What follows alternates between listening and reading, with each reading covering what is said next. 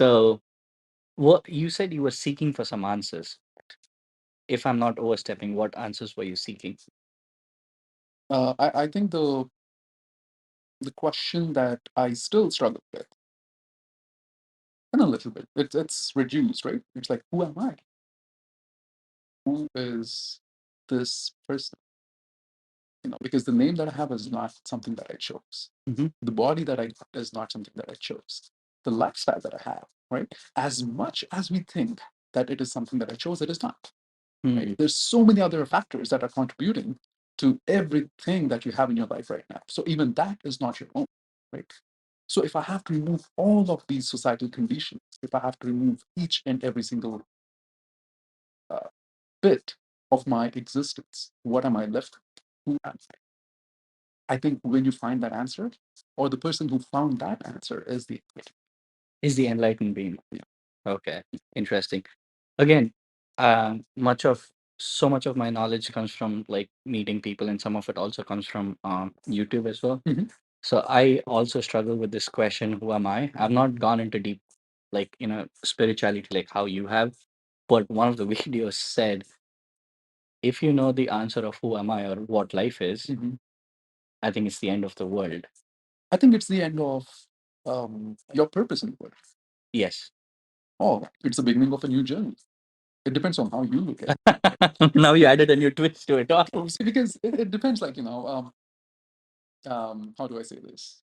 As a kid, growing up in India, I'm sure you had this experience because every single person that I met with has this experience, right?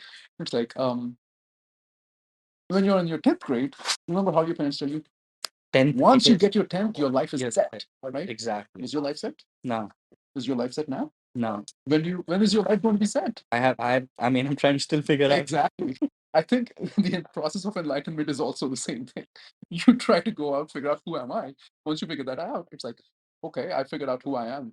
Now, who is Shiva? The next question, the perpetual question of eternity starts coming in. So it's a never-ending journey. Interesting. Yeah, So that's the answer that you were trying to seek. yeah, yeah. Okay, interesting. And when you figure out who you are, when you figure out if If and when you figure out who you are, and if and when you figure out who Shiva is, then you start trying to maybe establish a connection between what is the connection between me and Shiva, or what is the connection between me and Jesus, or what is the Mhm. connection between me and Allah, whatever it is, right? Of all the things in the universe, why did this being or this force think that it was important for me to be in this world as well, Hmm. right? It's like, what are the odds? I mean, um, from a pure reproduction perspective, one in like what 100,000 or 1 in 1 million sperm cells needs to hit the ovary, and that's when you are born, Right. right? So when you think about it, your existence is a lottery, Mm-hmm. right? Just being born. Just being Just is a being born. lottery. Yeah, Yeah. yeah. It's like a golden chance. A Yeah. lot of people don't realize that Yeah. because of their circumstances, and that's to their own perception. I'm not going to blame them, right? Okay. But it can be coincidence that so many people have this golden lottery, right? Yeah. So what is the force that is running behind this golden lottery? I think that's the perpetual question to ask. Interesting. It's a nice way to put it across. Yeah. I mean, I'm exploding with so many thoughts already.